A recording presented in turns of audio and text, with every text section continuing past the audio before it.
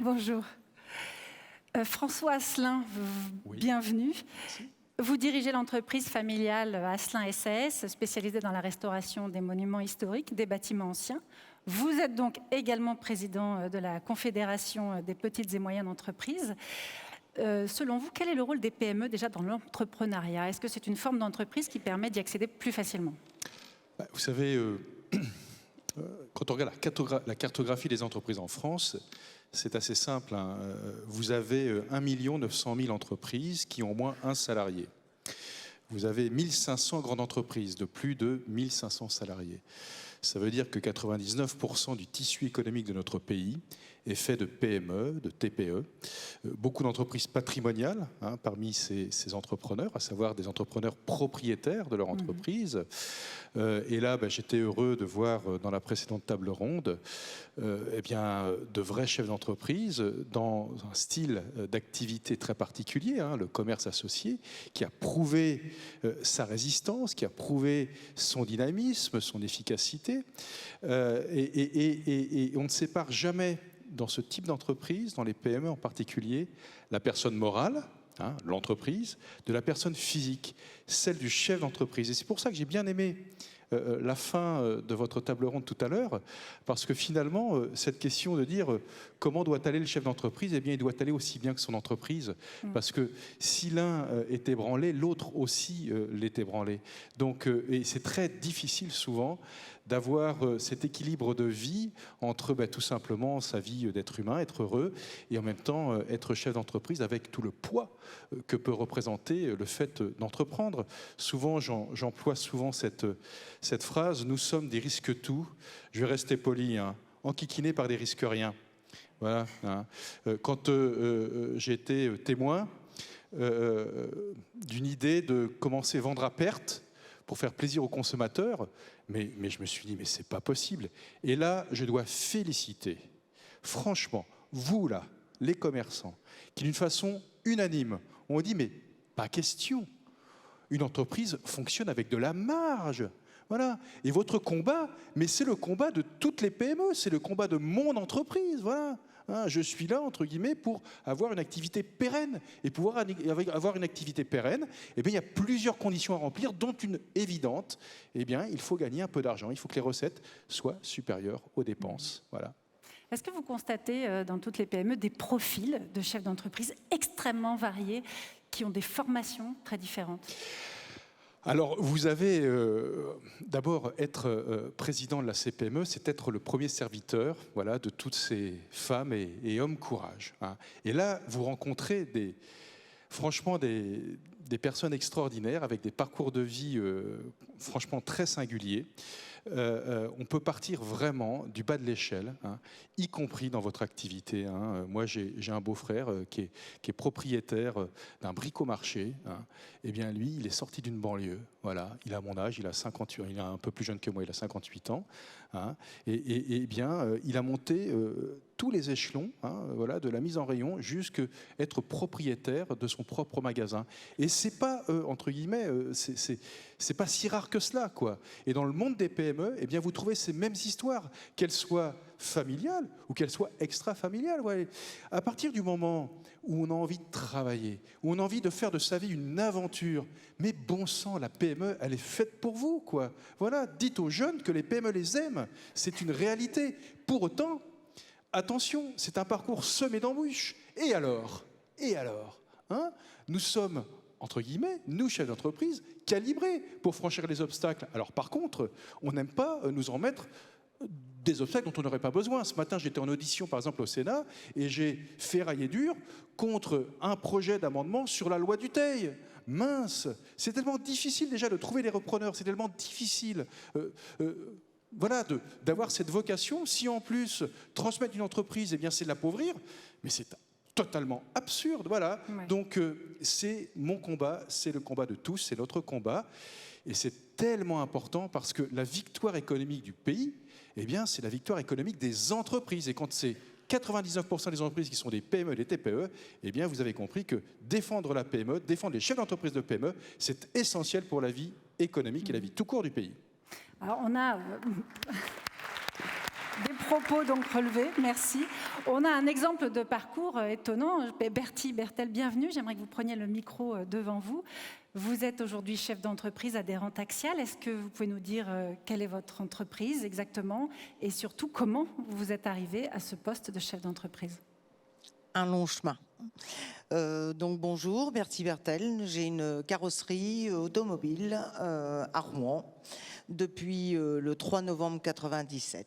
J'étais salariée dans cette entreprise. J'avais en premier temps l'origine de base. Mes parents avaient une petite exploitation, étaient agriculteurs et j'avais un bac professionnel de commis charcutier.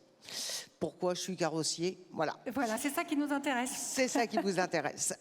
J'ai fait une formation entre-temps d'un BEP de compta et quand j'ai eu 2 licenciements économiques, j'avais retrouvé du travail pour un remplacement de congé de maternité dans cette carrosserie. En tant que comptable? En tant que comptable, sauf qu'en ayant été en binôme avec la secrétaire, elle me précise que l'entreprise est en redressement judiciaire. Aïe. Troisième combat. Oui, je crois que c'est un combat. Et à partir de là, je me suis dit, 35 ans, maman de 3 enfants, solo de 3 enfants à cette époque-là, il fallait faire quelque chose, il fallait rebondir. Donc, j'ai repris l'entreprise en gardant mes collègues de travail. Carrosserie automobile, milieu d'hommes. Vous aimez les défis, vous, en fait? Comment? Vous aimez les défis? Et j'aime les défis, oui, j'aime les gros défis. Donc milieu d'homme, mais qui s'est petit à petit, j'ai repris les choses, on a repris les choses une à une, et j'ai été aidée par les hommes de cette entreprise aussi, parce que tout le monde a eu peur à son emploi, tout le monde a eu peur à son avenir, et à partir de là, ce combat-là, je l'ai eu en tant que chef d'entreprise, mais j'ai été aidée avec ses collègues de travail pour moi. Vous dites que la société allait déposer le bilan, vous avez décidé de la reprendre. Vous vous êtes posé la question du fait que c'était justement une carrosserie, peut-être pas un métier qui vous séduisait tant que ça? Un métier qui me séduisait pas plus que ça, mais qui de toute façon arrivait à un âge, quand vous avez déjà eu 2 licenciements économiques, 2 combats pour retrouver du travail, l'explication de pourquoi elle était en redressement judiciaire, il fallait franchir le pas, il fallait monter les marches. Il y a un moment donné, il faut se bousculer aussi, il faut pas attendre que ça vienne.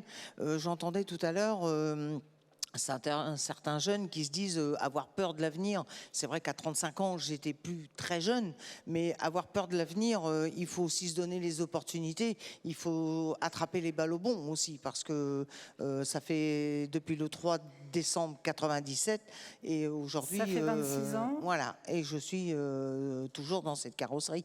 Et donc, heureuse d'avoir été jusqu'au bout. D'avoir été jusqu'au bout, bien sûr. Vous avez eu peur à un moment de ne pas avoir les compétences Il y a obligatoirement des peurs, parce que, mais après il faut aussi, j'ai un proverbe, quand on veut, on peut. Donc il faut se donner le pouvoir aussi, il faut vouloir, il faut se mettre les opportunités de son côté. La première chose que j'ai fait quand j'ai repris cette carrosserie, je me suis acheté une dépanneuse. J'allais chercher mes dépannages. Quand les clients me voyaient arriver, il y en a certains qui m'ont suivi quand même. Ils se sont dit, la voiture, elle va jamais arriver jusqu'au garage. Mais si. Et il a fallu effectivement s'investir. Le côté familial qu'on disait tout à l'heure, effectivement, moi j'ai 3 enfants, autonomes. Parce qu'obligatoirement, il a fallu se battre. Et il a fallu que tout le monde se débrouille. Obligatoirement. Vous leur conseilleriez de devenir chef d'entreprise, vos enfants? Alors, je leur conseille de faire surtout ce qu'ils veulent et ce qu'ils aiment, en sachant que mon fils aîné m'a rejoint depuis, qui était chauffeur routier, et qui m'a rejoint depuis 9 ans en tant que chef d'atelier. Donc, comme quoi, changer de métier, même si aujourd'hui, je suis pas au 13e ou 14e métier, mais oui, on peut changer de métier. Beau parcours en tout cas, bravo à vous. Merci. Ingrid Kramp-Tisserand, prenez le micro qui est là. Vous êtes donc DRH. Vous êtes passée par des entreprises traditionnelles avant d'atterrir dans le coopératif ou pas? Oui, tout à fait. Alors moi, je suis issue principalement du commerce, parce que comme certains l'ont indiqué précédemment, on est au plus proche du client et je trouve ça beaucoup plus concret que les entreprises de conseil, où on peut également récupérer des candidats qui ont travaillé de nombreuses années et on sent vraiment le client au plus près. On est, secteur du commerce, qu'il soit du commerce de distribution alimentaire ou non alimentaire. On vient d'entendre un profil qui au départ n'était pas destiné à devenir chef d'entreprise. Est-ce que vous, en tant que DRH, vous avez constaté que le modèle coopératif donne plus sa chance justement à des profils différents ?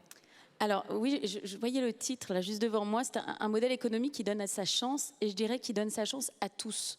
Parce qu'on a, je ne sais pas si vous le savez, mais l'INSEE indique qu'on a encore 50% de la population qui est peu ou pas diplômés, c'est-à-dire que jusqu'au niveau du bac.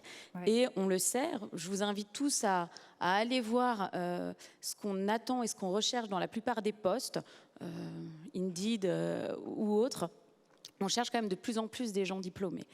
Il y a un secteur qui permet encore de ne pas être diplômé et de donner la chance à tous, et c'est le secteur du commerce.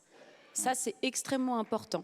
Il faut le dire, et c'est voilà, une force. Il faut pour moi continuer avant tout à donner cette chance à tous. On l'a vu avec le Covid. Je pense qu'on a tous autour de nous des enfants qui ont à un moment donné décroché, qui cherchent du sens. Et donc nous, on peut récupérer. On travaille par exemple avec l'école de la deuxième chance, mais il y a également d'autres distributeurs qui travaillent avec d'autres types d'associations. C'est vraiment primordial. Et donc, on le voit au sein des magasins, on a des jeunes qui arrivent non diplômés, ça peut être du boucher, ça peut être la caissière, peu importe, et puis qui au fur et à mesure, parce qu'ils sont accompagnés, parrainés, parce qu'on sent cette valeur travail, comme vous le dites, et je pense qu'il y a encore quand même beaucoup de jeunes qui ont cette envie de travailler, cette valeur travail, et qui évoluent, et puis qui passent après sur un parcours de postulant.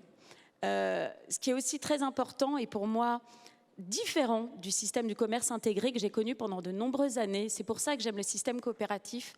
C'est, vous parliez d'entrepreneuriat, mais également d'autonomie.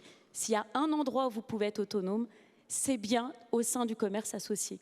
Donc, véritablement, je vous incite à candidater, à faire des stages, quel que soit le secteur. Puisque on n'est pas dans un secteur où tout descend, où vous êtes chef de rayon et on vous oblige à respecter des process. Au sein du commerce associé, on vous encadre. Moi, je fais partie d'une fonction support, donc je dois vous convaincre, tous ceux qui sont ici présents, à utiliser des outils, vous convaincre également que ce que nous vous proposons, ce sont les bons outils et la bonne stratégie co-construite, mais vous disposez. Et vous disposez aussi auprès de vos collaborateurs qui ont l'opportunité de proposer, de travailler sur des projets et d'être beaucoup plus autonome, à aller rencontrer des fournisseurs au quotidien. Et ça, c'est vraiment très important de nos jours dans les attentes des jeunes qui, encore une fois, il y a près de 50% des 18 à 30 ans qui se lancent dans l'entrepreneuriat. Alors, c'est très large, ça peut aller sur du social selling, sur Internet ou autre. Et donc, je pense que nous, on a vraiment cette force versus le commerce intégré. Donc, autant en profiter. Olivier Dauvert, vous êtes journaliste spécialiste de la grande distribution depuis une trentaine d'années, je crois. Est-ce que vous êtes d'accord? Est-ce que vous pensez vraiment que dans le commerce coopératif, on évolue plus facilement, puisque vous nous disiez qu'on pouvait commencer caissière et évoluer? Est-ce que ça se voit concrètement? Le commerce associé, le commerce coopératif et associé a trois intérêts. Le premier, c'est qu'il étale la richesse sur le territoire plutôt que de la concentrer sur quelques familles, dont parfois la moitié d'ailleurs est du mauvais côté de la frontière, comprenne qui pourra. Le deuxième sujet, le deuxième intérêt du commerce coopératif, c'est que comme c'est des mouvements d'hommes, il y a une émulation permanente entre eux et ils se tirent la bourre avec leurs concurrents, mais aussi entre eux dans leur propre coopérative, dans leur propre enseigne. Et par principe, dans un mouvement d'hommes, l'émulation, ça crée la performance, par principe. Et la troisième vertu, c'est celle-là, c'est l'accessibilité. Mécaniquement, statistiquement, quand je suis chez les Mousquetaires, c'est 3000 entreprises. Quand je suis chez Système U, c'est 1500. Michel, c'est 600 à quelque chose près. J'ai chez Intermarché, chez les Mousquetaires, 3000 fois plus de chances de pouvoir être numéro 1 que si je rentre chez Carrefour. C'est aussi bête que ça, mais comme je ne suis pas très intelligent, ça je sais compter, je l'ai vite compris. Et par principe, quand on est dans ces mouvements-là, on a plus de chances d'atteindre un sommet Alors, ça ne sera peut-être pas le sommet de la plus haute montagne du monde, mais ça sera son sommet à soi. Et donc, mécaniquement, il y a plus de chances d'y arriver grâce à ça. Ensuite, il y a une deuxième raison, c'est que, et sans faire offense aux commerçants qui sont ici, mais comme moi, je suis diplômé que d'agriculture, je ne me sens pas plus intelligent que vous, je vous rassure, ce n'est pas un métier pour gens brillants, le commerce. Il y a des métiers pour lesquels il faut être absolument brillant. Faire une fusée et l'envoyer sur Mars pour qu'elle revienne, moi, je me demande bien comment il y a des hommes capables de faire ça. Par contre, monter une TG de chou-fleur et faire en sorte qu'elle soit sexy, ou monter un banc marais et faire en sorte qu'on ait envie d'acheter le maquereau du jour, ça me semble assez accessible à n'importe quel couillon, dont moi. Dont moi. Non, mais c'est bien pour... Il n'y a aucune condescendance dans la façon dont je présente l'exercice-là, mais c'est juste pour vous dire que ce métier-là du commerce n'a pas dans lui une espèce de complexité technique a priori. Voilà. Et donc, du coup, mécaniquement, ça rend la chose plus accessible. Je reviens sur mon mot, il y a l'accessibilité mathématique, il y a plus de chances d'être numéro 1. Il y a l'accessibilité intellectuelle, si on peut utiliser ce mot-là. Et puis, au final, il y a moins de filtres. Je vais vous dire, aujourd'hui, si vous voulez espérer être numéro 1 chez Carrefour ou même dans les 15 premiers, si vous n'êtes pas énarque, ça va être compliqué, hein. C'est à peine caricatural, pardon. Je ne sais pas s'il y a des énarques dans les coopératives, j'ai rien contre les énarques. Mais voilà, donc il y a cette capacité d'accessibilité qui est plus élevée, et c'est pour ça qu'il y a des anciens bouchers qui ont fait des réussites incroyables chez Leclerc, chez Inter, chez U, pour parler d'alimentaire, où les mecs ils sont partis d'un CAP boucher, et aujourd'hui ils dirigent des entités qui peuvent faire 100 millions d'euros de chiffre d'affaires. Je veux dire, en termes de réussite, ça se pose quand même là. Oui. Et c'est dû à quoi, selon vous? C'est l'entraide qu'il y a dans le système coopératif, c'est l'entraide financière aussi. Alors, là, pour le coup, et moi, alors là aussi, je vais me faire détester, mais je n'ai rien à faire. Vous n'allez jamais revenir à ce rythme. Ah, mais ça m'est égal. De toute façon, ils le savent, et depuis 20 ans. Donc là, comme ça, on est peinard. Il y a une accessibilité supplémentaire qui se crée dès lors qu'il y a du compagnonnage financier.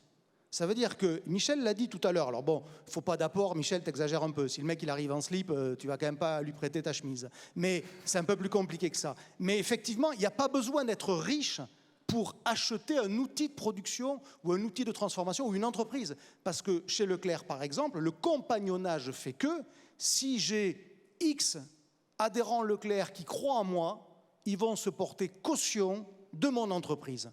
Et donc de mon échec éventuel. Ça, il faut l'avoir en tête. Il y en a, et Michel, je pensais que tu allais dire ça dans les échecs, il y en a auxquels l'aventure américaine a coûté un bras, et peut-être même 2 bras, parce que les mecs, ils sont caution solidaire. Et donc ça aide à l'accessibilité, parce que si tu n'as pas une thune et que quelqu'un dit « je me porte caution des emprunts de la boîte », alors effectivement, si ça ne marche pas, il va vous virer, hein. Ok, mais ça c'est le jeu, ma pauvre Lucette. Mais donc ça participe à l'accessibilité. On n'a pas besoin d'être riche à millions pour être propriétaire d'une entreprise qui fait des millions de chiffres d'affaires. Bertie, vous êtes d'accord avec tout ça? Comment vous avez fait, vous? Alors, j'ai repris en 97 et en 99, on a eu une réunion du réseau Axial, qui est un réseau de carrossiers où on est tous actionnaires de notre réseau, où effectivement il y a eu une proposition d'outils, de tout ce qui pouvait, effectivement, il fallait plus rester seul. Le milieu de la carrosserie, au début j'ai commencé, tout à l'heure j'entendais parler du Minitel et on était encore avec le téléphone qui avait le fil qui allait jusqu'au bout, où effectivement on appelait notre assureur du quartier vis-à-vis pour avoir la prise en charge, pour gérer le sinistre du client. Aujourd'hui, on a affaire à des plateformes, à des gestionnaires de sinistres, à des loueurs de véhicules, donc obligatoirement, ils ne veulent pas avoir affaire à X carrossiers. Donc le réseau Axial, on est à peine 400 carrossiers, où effectivement, de par la tête de réseau, gère tout ce qui est notre partie commerce, achat, nous apporte énormément d'outils, le marketing, tout ce qui est les qualités, et obligatoirement ce réseau, sans faire de mauvais jeu de mots, réseau Axial, mais réseau familial. On se connaît tous, on s'entraide tous. On a énormément de réunions où les conseils des uns aident les autres. Celui qui a 30 ans d'Axial a la même valeur que celui qui a 30 jours, parce qu'on s'écoute chacun, on s'entraide chacun. Et vous avez fait appel à eux dès le début, quand vous vouliez reprendre? Dès le départ, j'ai adhéré à ce réseau, tout en étant avec tous ces outils, bien entendu, mais en restant aussi indépendant chez nous, ce qui est important également. Tout à l'heure, tous ces jeunes nous faisaient part des angoisses sur le futur. Monsieur Leclerc expliquait que de toute façon, des crises, il y en avait toujours. Vous avez eu le Covid, par exemple. Est-ce que là, l'importance d'un réseau, du commerce coopératif, joue aussi beaucoup? Joue beaucoup parce qu'obligatoirement, on a eu énormément d'informations, on nous a soutenus, on nous a donné un peu l'entraide parce qu'effectivement, on se sent très très seul dans ces moments-là. Dans le fait, tous nos salariés étaient restés chez eux. J'étais seule à aller au garage où on a une multitude et la vie continue parce que les charges, toutes ces choses-là, ça continue. Donc il faut quand même assumer, il faut répondre et dans le fait, il faut continuer. Et c'est là où c'est beaucoup plus compliqué. Juste avant le Covid, moi j'avais le projet, je changeais mes cabines de peinture, je changeais de marque de peinture, je changeais mon labo de peinture. Donc c'est des investissements importants pour se mettre dans les normes et obligatoirement vous freinez tout. Et là vous le prenez en pleine tête dans le fait parce que vous savez pas si vous allez tout ce projet-là, c'est un investissement personnel parce qu'évidemment il faut faire des demandes partout au niveau des chiffres. Et dans le fait, c'est du temps perdu, c'est de l'argent perdu, et on ne sait pas où on va. Oui. Olivier ? Si je peux me permettre un petit mot, notamment pour les jeunes, sur les limites qu'il y a quand on est un indépendant, et notamment dans le commerce. Un commerçant indépendant, au sens pur du terme, tout seul, il a 3 limites structurelles. D'abord, s'il achète seul face à ses fournisseurs, il achètera moins bien que celui qui va acheter en réseau. Deuxièmement, s'il n'a pas un repère, une enseigne, une marque, quelque chose, il va juste marquer chez Dover en haut de sa boutique, ça vaut 0. S'il marque Leclerc, Inter ou Axial ou Système U ou n'importe quoi, ça a déjà de la valeur. C'est la deuxième limite de l'indépendant. Et la troisième limite, c'est l'organisation, c'est toutes les fonctions support qu'il ne peut pas assumer tout seul au risque de mal le faire. Et donc, le commerçant indépendant n'a pas d'avenir. Le commerçant interdépendant a un avenir. Et la différence entre les deux, c'est que quand on passe de l'indépendance à l'interdépendance, c'est qu'on a accepté de mutualiser ses faiblesses pour en faire quelque chose sur lequel on va être moins faible et donc plus fort. Ouais. Et donc, moi, je fais vraiment une énorme différence entre l'indépendance et l'interdépendance. Et dans les exemples que l'on a au sein de la FCA, on voit d'ailleurs très bien ceux qui réussissent le plus sont ceux qui ont poussé plus loin que les autres la notion d'interdépendance. Voilà. Alors là, on a parlé de l'accessibilité et de l'entraide pour devenir chef d'une de ces entreprises. On est sur une table qui parle d'un modèle qui donne sa chance. J'ai envie d'entendre sa chance à tous. Ingrid, est-ce que vous avez constaté que dans le modèle coopératif, par exemple, il y avait plus de femmes chefs d'entreprise, plus de gens de couleur? Bonne question. Alors, je pense que c'est lié aussi certainement aux valeurs de chaque entreprise. En tout cas, dans les entreprises que j'ai pu connaître dans le commerce associé, c'est avant tout une personnalité et quelqu'un qui compte. Et donc, voilà, quelle que soit son origine, quelle que soit, voilà, que ce soit une femme ou un homme. En revanche, à titre personnel, c'est vrai qu'on se bat beaucoup. Enfin, moi en particulier avec d'autres personnes, des filles, parce que voilà, on a un principe de binôme pour avoir plus de femmes chefs d'entreprise. Ça, je pense que on le voit dans l'Assemblée ici présente. Il y a quand même encore pas assez de femmes parce que et c'était aussi assez intéressant. À la fois la façon dont les précédentes femmes, on peut en parler, puis vous également, on met souvent en avant quand même nos enfants. Parce que ça reste encore quand même très prégnant. Bien sûr.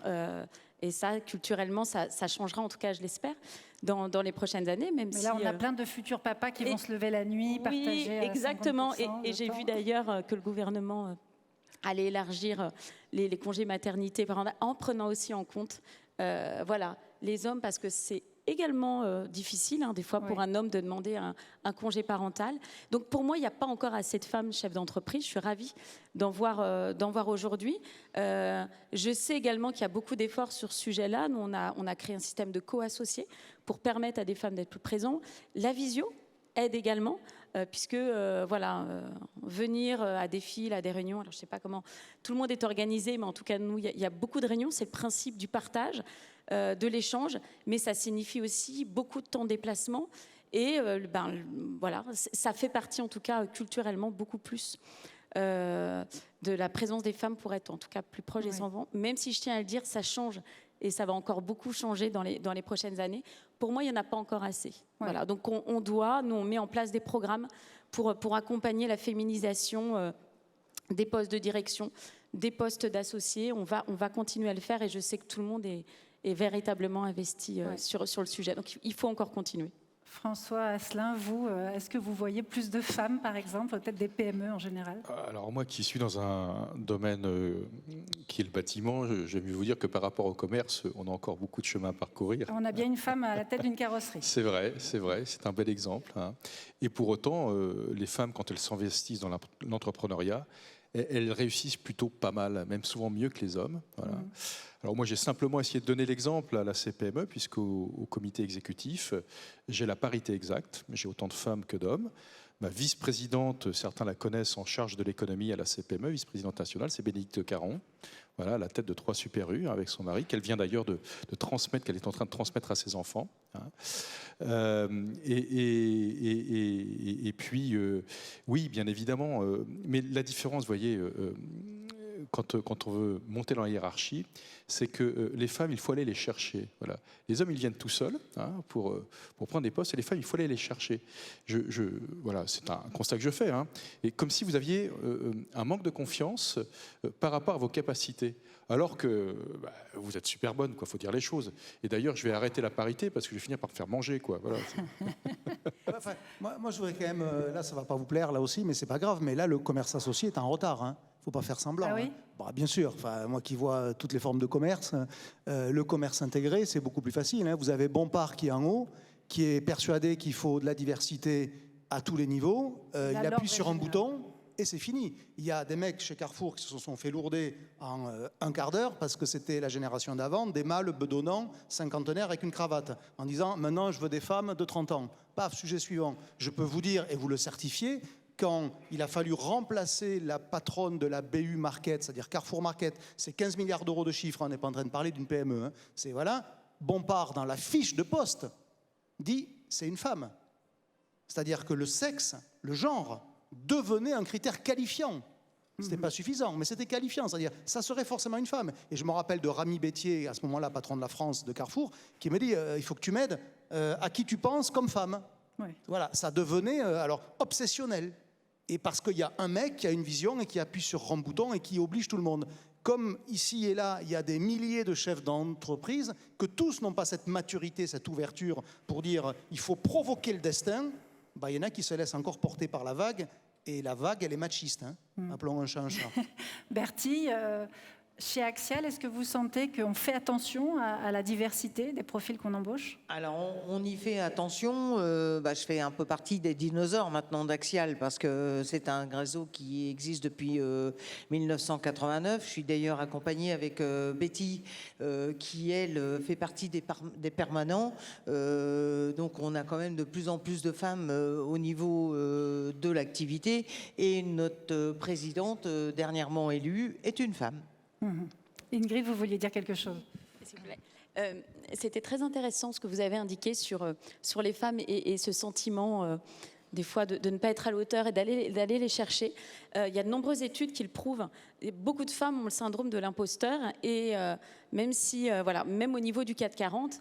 Et donc nous, on a vraiment insisté, c'était très important pour nous de mettre en place ce programme qu'on appelle l'EFEA avec un défi 100 jours pour justement aider ces femmes à ne plus avoir ce syndrome de l'imposteur. Moi, je le vois au quotidien. Les hommes, il suffit qu'ils aient 30 ou 40% des compétences, ils vont postuler. J'ai beaucoup plus d'hommes que de femmes qui postulent à un poste. Elles attendent d'avoir 100% des compétences. Elles attendent et puis elles se disent « mais je fais mon boulot, on va venir me chercher oui. ». Non, il faut oser. Donc, mesdames, mesdemoiselles, osez. Et vous, enfin voilà, associés, entrepreneurs, véritablement, je pense que c'est un sujet, vous avez des plans de formation, il y a eu justement la ministre en charge de la formation, il y a des CPF, aidez-les parce que c'est quand même très inhérent à notre culture, à la façon dont on a été éduqué, il faut qu'on réussisse à le bouger et donc il y a de nombreux ministères qui bougent, mais je pense que vous aussi, tous ensemble, on peut réussir à faire bouger ce sujet-là et c'est extrêmement important de se dire oui, vous avez raison, je pense que tout le monde, toutes les femmes ont les compétences autant que les hommes, mais il faut réussir à apprendre à ces femmes à dire oser. D'ailleurs, ça m'intéresse de savoir comment vous avez osé y aller. Elle a dit qu'elle n'avait pas eu le choix. Un peu par la force des choses. Mais il y a aussi un état d'esprit quand même. Parce que moi, ce que je vis au quotidien, un client qui rentre, je viens pour faire un devis, oui, on y va. Alors déjà... ah bon, c'est vous? Parce que quand le chef d'atelier est en congé, c'est moi qui y va. Et dans le fait, on fait l'expertise à distance, on parle, ça s'est plié, alors déjà, ou alors on a l'expression, je veux voir avec le patron. Et quand je leur dis, oui, je vous écoute. Le vrai patron. Mais il y a quand même cet état d'esprit-là qui fait que, et c'est là où, alors c'est pas de la hargne, mais de dire, attends, bonhomme, je vais te faire voir que même une femme, je peux. Et c'est là où il faut rebondir, de dire, oui, je suis une femme, mais oui, je connais mon métier, oui, je sais de quoi je parle, et oui, je peux vous faire voir et vous répondre. Et c'est là où il faut... Je vais pousser le curseur un tout petit peu plus loin. Olivier, est-ce que vous avez constaté aussi que l'inclusion des personnes handicapées se faisait? Ah, pareil. Non, c'est le même sujet. La diversité me paraît moins bien traitée dans le milieu des commerçants indépendants que dans le milieu des commerçants intégrés. Si je prends le secteur de la grande distribution, la partie alimentaire, ici représentée par U, Inter et puis Leclerc, le meilleur dans ce métier-là, c'est Casino. Sur les personnes handicapées, par exemple, sur l'inclusion. Il n'y a aucun doute là-dessus. Voilà. Mais parce qu'encore une fois, et là, pour le coup, ça revient encore une fois à un bonhomme, il y a 20 ans, Antoine Guichard, petit-fils de Geoffroy Guichard, pas le footballeur, mais celui qui a créé Casino, qui était mu par cette idée-là de l'inclusion des personnes handicapées dans l'entreprise. Et c'est l'intérêt. Alors, tout à l'heure, j'ai fait l'apologie du commerce associé pour sa pertinence, pour sa performance, pour son efficience, et j'enlève rien. Mais le commerce intégré, en ce sens, il a un intérêt, c'est qu'il y a un chef ultime, un décideur. Et donc, sur ces sujets-là, il faudrait arriver à ce que les têtes de réseau, les patrons de coopératives que vous êtes ici, vous ayez quasiment un outil coercitif vis-à-vis de votre réseau, ce que vous n'avez pas. Puisque, par principe, Dominique Schelcher, il ne décide pas de la politique RH des magasins Ingrid. C'est comme ça que ça se passe. Mais voilà, il y a des sujets pour lesquels il faudrait, taper plus fort ou faire des incitations plus fortes. Parce que dans les faits, que ça soit sur la couleur, sur le handicap, sur le genre, sur tout ce que tu voudras mettre, ça va plus vite quand il y a un seul chef qui décide et qui appuie sur le bouton. Je me permets quand même de nuancer un petit peu les propos. Je t'en prie. Merci. Parce que chez U, et je sais que ça a été repris par nombre d'autres distributeurs, on a été les premiers à mettre en place les heures calmes pour l'autisme. Et une des forces, tu l'as dit, sur le territoire, c'est que ça ne se voit pas obligatoirement, mais on est très proche d'un certain nombre d'associations. Et donc, je pense qu'on ne le met pas assez en avant. C'est exactement ça, c'est-à-dire que par l'initiative locale, vous pouvez être le premier à le faire, par la capacité à appuyer sur un bouton, ceux qui ont des entités intégrées peuvent le déployer à une vitesse de dingue. Voilà, et c'est ça le truc, et c'est dans la combinaison et l'articulation des deux qu'il faudrait arriver à ce qu'il y ait plus d'impulsion sur les sujets de genre, de race, de couleur, de sexualité, de tout ce que vous voulez. Voilà. Par exemple, Alexandre Bompard a fait un truc en interne pour dire, alors il ne l'a pas dit comme ça, mais vive les homos, je caricature un peu, mais en disant, mais non, mais c'est pas un sujet, la sexualité de l'individu. Viendez. Oui, et je pense que la différence, c'est quand même qu'on a cette sincérité. C'est-à-dire que c'est pas obligatoire, on le fait parce qu'on y croit. Et ça, dans le commerce associé, ça me paraît primordial. On va peut-être mettre plus de temps que les autres, mais en revanche, on va y aller vraiment avec le cœur, avec cette envie, avec cette empreinte du territoire. Moi, je trouve qu'il y a encore beaucoup d'initiatives. Le coercitif a des vertus quand il faut bouger des montagnes. Mais c'est ma pensée personnelle. J'entends. C'est ma pensée personnelle et je la revendique et je l'assume. On va plutôt convaincre. Oui, je voudrais porter un petit bémol quand même. Je t'en prie. Voilà, parce que... Ça serait si j'étais nuancé pour ceux qui me connaissent. Je veux dire, on ne peut pas demander à l'entreprise de résoudre ce que papa-maman n'a pas réussi à faire avec ses enfants, à ce que l'éducation nationale n'a pas réussi à faire avec ses mêmes enfants. Et bien souvent, quand un jeune, une personne arrive dans l'entreprise, on demande à l'entrepreneur de résoudre tous ses problèmes. Et parfois, ils le font, brillamment, tant sur le savoir-faire que sur le savoir-être. Mais on disait tout à l'heure, justement, on a commencé cet après-midi en parlant du rôle que les entreprises avaient pour l'avenir de la société. Et finalement, ça fait partie. Une entreprise aujourd'hui ne peut plus se contenter d'être un facteur de croissance. Bien sûr, mais c'est un lieu d'inclusion extraordinaire. Alors, bien évidemment, on ne raisonne pas en tant que quota, c'est évident. Et j'ai envie de vous dire, est-ce que c'est le rôle du chef d'entreprise de savoir quelle est l'orientation sexuelle d'une personne qui l'a recrutée? Absolument pas. Moi, ce n'est pas mon sujet. Hein. Chacun fait ce qu'il veut avec sa vie privée. Hein. Par contre, si une personne est victime dans mon entreprise à cause de son orientation sexuelle, là, oui, j'interviens. Voyez, hein. Mais c'est pour ça que je voulais un petit peu nuancer le propos, parce qu'il n'y a pas, entre guillemets, de volonté, entre guillemets, de trier le bon, le mauvais, etc., par rapport à ces critères qu'on peut imaginer. Ah, je ne plaisantais pas sur, Voilà. je ne présentais pas sur la volonté de trier, mais d'inclure de manière plus affirmée et coercitive. Alors là, en revanche, où je vais vous rejoindre, c'est que s'il n'y a pas l'impulsion de la tête, du chef d'entreprise, eh ben, ça ne marchera pas. Ça ne viendra pas tout seul du terrain. Voilà. Et c'est là où nous avons notre rôle. Bertie, est-ce que vous, en tant que chef d'entreprise, vous pensez à ça? Vous vous dites, dans le recrutement, je dois avoir plus de femmes, plus de personnes handicapées, plus de gens de couleurs différentes? J'ai recruté 2 jeunes en apprentissage qui sortaient d'un foyer, enfin qui sont dans un foyer, qui ont un parcours de vie lamentable. Je pense que c'est le mot. Ils ont l'âge. J'ai 3 enfants, j'ai 5 petits-enfants. L'aîné de mon petit-fils vient d'avoir 20 ans samedi dernier. Ils sont quasiment du même âge. Quand je vois le parcours de vie de mon petit-fils et le parcours de vie de ce jeune, on redevient une mamie. On reste chef d'entreprise, mais on redevient une mamie face à ces jeunes parce qu'on est obligé de leur tendre la main. Oui. Et on a, à travers de ça, il est passionné par le métier.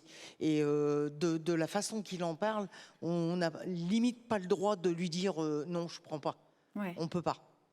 Bravo en tout cas. Merci beaucoup. Pour conclure sur cette table ronde, François, est-ce que vous pouvez nous dire, selon vous, quels sont les grands enjeux de demain pour que les entreprises continuent justement leur action d'inclusion, de créateurs d'emplois pour tous? Écoutez, il y a une chose qui est éminemment importante. Je pense que dans tous les sujets, on est de plus en plus sur un combat de valeurs. Et quelque part, les chefs d'entreprise sont vraiment les garants de grandes valeurs cardinales. D'abord, la première, c'est savoir entreprendre. Voilà. Savoir entreprendre, eh bien, c'est créer. Et ce dont on a besoin, finalement, alors c'est un petit peu peut-être macro, philosophique, ce que je vais vous dire, c'est d'avoir un environnement qui soit favorable à la prise de risque. On n'entreprend pas comme des sauvages, mais nous avons cette magnifique capacité à prendre des risques. Et une société qui n'est plus en capacité de prendre des risques, eh bien, elle s'éteint. Et je pense que l'enjeu global qui traverse la société d'aujourd'hui et qui m'inquiète quelque peu, c'est de sentir que de plus en plus le principe de précaution entraîne le principe d'inaction. Or, nous devons avancer. C'est pour ça qu'on a besoin d'un environnement qui soit porteur à l'acte d'entreprendre. Et entreprendre, c'est savoir prendre des risques. On l'a vu, ça a été évoqué au moment du Covid.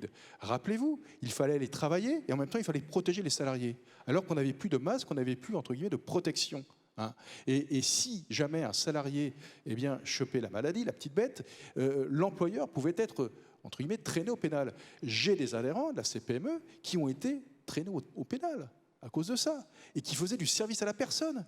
Ils me disaient, mais François, on n'a quand même pas arrêté d'aller faire la toilette chez les personnes âgées. Voilà, nous sommes allés.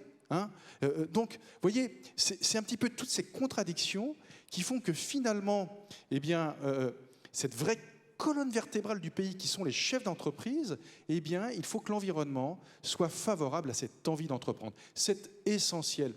Je suis souvent le patron des gentils parce que quand on représente les PME, le grand public aime les PME. Et pour autant, ce que je constate, c'est que ce qu'on construit autour de nous est vraiment de plus en plus hostile. Je vois très bien, par exemple, sur la transition écologique qui concerne tous les secteurs d'activité, y compris le commerce, bien évidemment.